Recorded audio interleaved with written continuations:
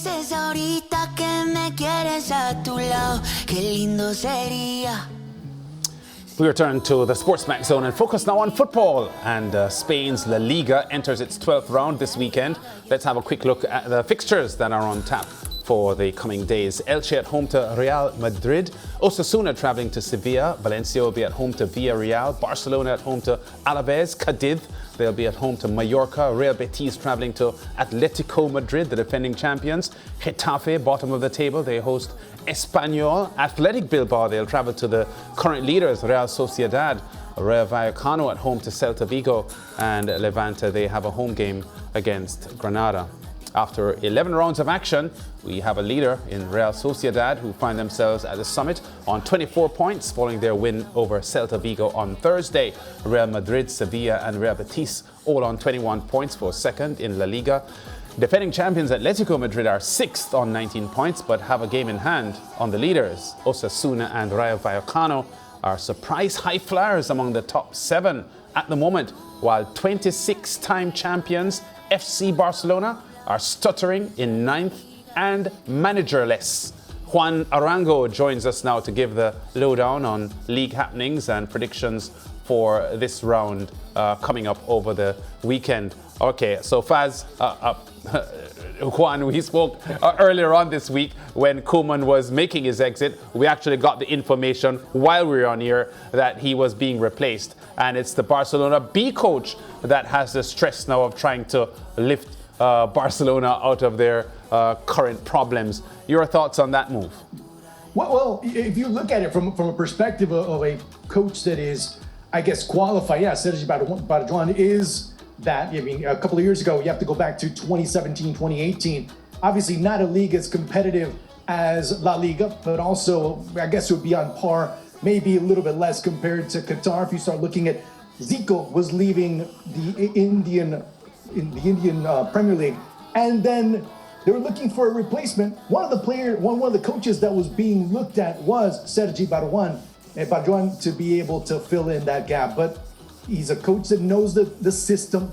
He knows, and it's been very imperative by Joan Laporta the past couple of days. Him talking about, we want Barcelona ID or DNA. We want someone that knows what the Barcelona culture is.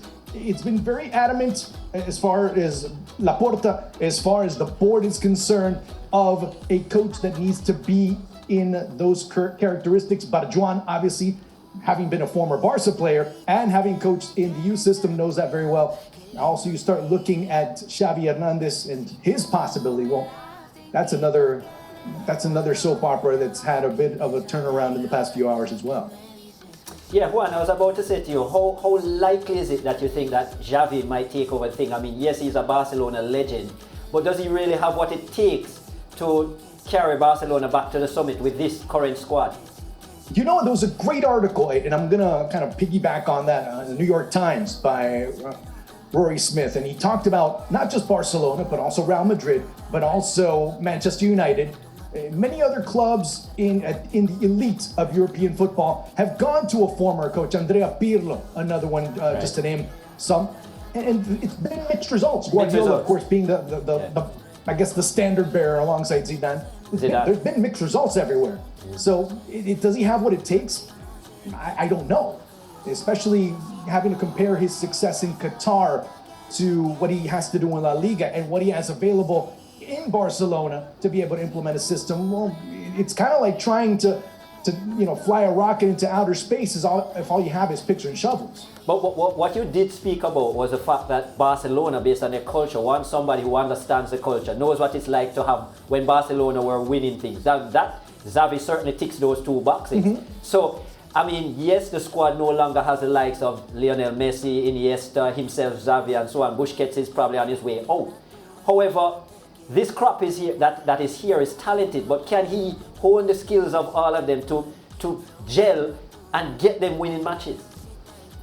Getting them to win matches, they're going to win matches. I think they're going to win maybe tight this weekend against Alaves. But to be quite honest with you, when you hear Joan Laporta earlier today in his press conference, he's like, we're going to come back to what we were.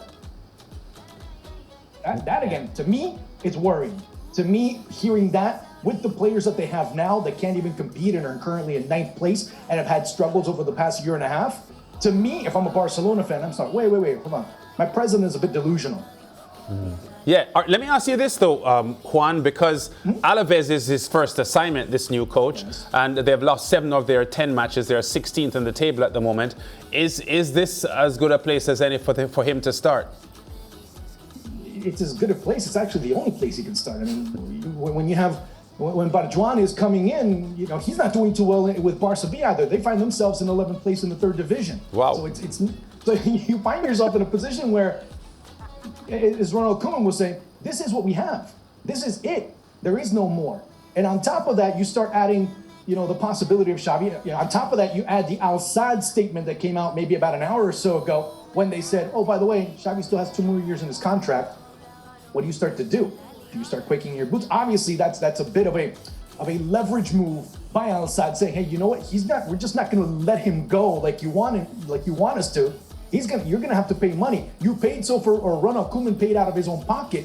He has to pay for it as well. People were talking about, Xavi can just resign. Xavi's not going to just resign because it does incur a lot of other responsibilities. First and foremost, he's a Qatar ambassador. So he's not gonna leave that money. He's not gonna leave that position in order to go in and coach a team that's pretty much, well, hold on. I'm gonna try and say it without cursing. It's pretty much a garbage now. Yeah, Juan, talk to me about the squad. We spoke about the coaches, and obviously there's a big issue with the coaching. But is this squad good enough to win? I mean, yes, they have made some purchases in that, Sergio Aguero has come in, Memphis Depay has come in, a lot of great young talent. There's a lot of talk that they may be missing a player like a Kante kind of player, Makelele, to help Frankie de Jong. But what do you think about the squad? Is this squad good enough? No matter the coach.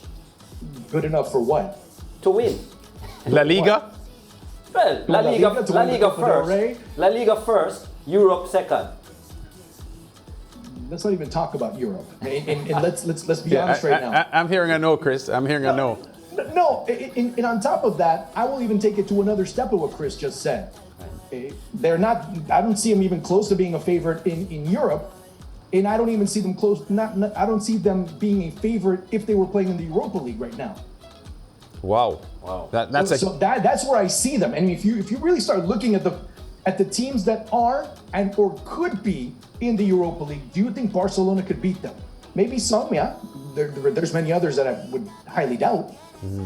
So in terms of winning La Liga, maybe there's a good shot because you don't see anyone truly taking off, and you're saying, "Oh my God, they're running away with it." Like you saw at one point last season with Atletico Madrid before they ended up tripping up. You don't see anyone this season doing that. Copa del Rey, it's a crapshoot. They can come in and they can win a game and they can get to the final and win it once more. That is a possibility. But as far as all the other 2 competitions, La Liga is still within reach. But Champions League or anything Europe related, forget it. So is it that you're saying that the purchases that they have made are not good enough, or there are just holes in the team that still need to be filled? Or where do you think is a shortfall for this Barcelona unit? Both. I mean, some of the purchases are good.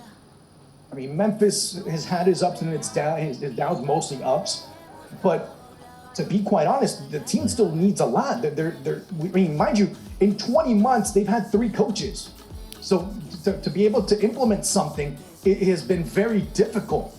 I mean, although, yes, you did have Ronald Koeman for an entire season, but in 20 months, you've had 3 coaches. What do you do in those types of systems? You have a midfielder that's pretty much on his way out, as you mentioned before, Chris. Number 2, you have injuries that have been real. You have Ansu Fati injured again. He's having injury problems or he's having issues with his knee. You've had players like Ricky Puig who have De Jong is injured as well. De Jong is out as well. That's Frankie. Yes. Yeah. And then you also have Ousmane Dembele, who's always injured for the past 4 seasons. And then you have a backline that also has players that are injured in Ronald Araujo. So it's a combination of a lot of things. And to be quite honest with you, the most consistent player that Barcelona have had so far in the past season might be Serginho Dest.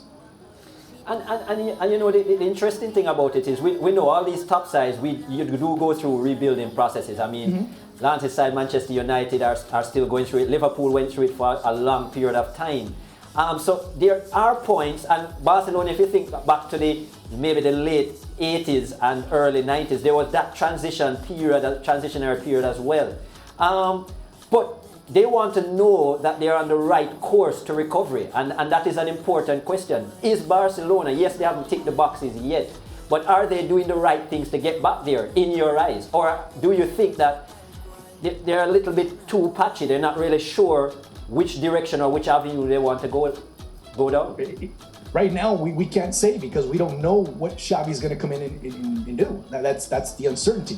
And going back to what you're saying about comparing it to Manchester United the past couple of years, the Liverpool the past couple of years, those teams have had transitions, cleaner transitions, if you will. Barcelona in the past 35, 40 years haven't had a clean transition. They usually skyrocket and then they crash land. Right. And it's trying to pick up the pieces again and trying to see what they can do. And eventually that spaceship takes off again and then crash lands one more time, which is the case right now. Yeah, there are a lot of Real Madrid fans watching the SportsMax zone, Juan. They are up against Elche this weekend, within range of the lead, and have been a little bit more consistent than the defending champions Atletico Madrid so far this season. Your thoughts on their assignment? They should be able to come through, although there are some dangerous pieces to that Elche puzzle. Of course, I'm talking about Dario Benedetto amongst many of those others, but overall, Madrid are solid enough, and they're going to come in with a bit of blood in their eye after their performance against Osasuna. I'm not saying they played poorly. I'm just saying that in certain sectors of the pitch, there was a creativity that was lacking, and really, you didn't find that person that could truly make a difference. Maybe Karim Benzema, they were looking maybe for Vinicius, and neither one was able to find that touch of difference that was able to put the ball through. And give a lot of credit, of course, to Osasuna. If Elche comes out with the same disposition, expect Real Madrid to have just as many hard times trying to be able to score one goal or maybe two. I was about to say to you, Juan, that many persons thought that Real Madrid would be going through the same kind of situation like Barcelona, because a lot of aging legs on the Real Madrid side as well. A lot of players who maybe 2-3 seasons ago were playing well. Eden Hazard, case in point, who has totally fallen off. So what's the difference between them? They are a match away from being on top of La Liga at this point versus being 9th or 10th like Barcelona. What you think is the difference between the two in terms of how they have managed their structure? You've seen the younger players be able to emerge. I mean, the case in point, Rodrigo and Vinicius Jr. being able to come through. The Eder Militaos in the back line have been able to come through and really improve compared to the first season where they were thrown into the fire. Sergio Ramos was a bit of that X factor. Was he going to come back? Many were expecting, hey, you know what? He's still there. He might be able to help us out a bit more.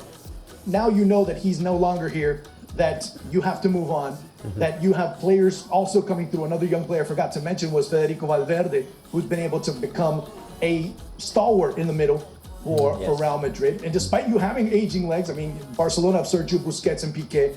You have in the middle, you have Toni Kroos who's starting to get there a little long in the tooth.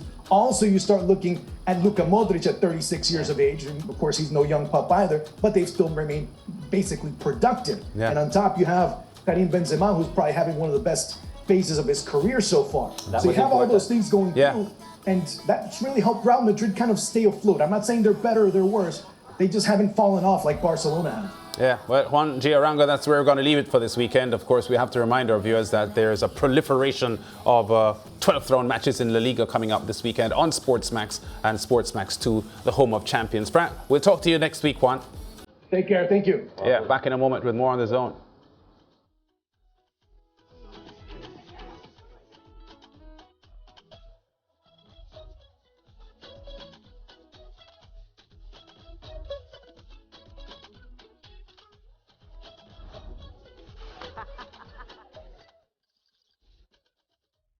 Si tú me dices ahorita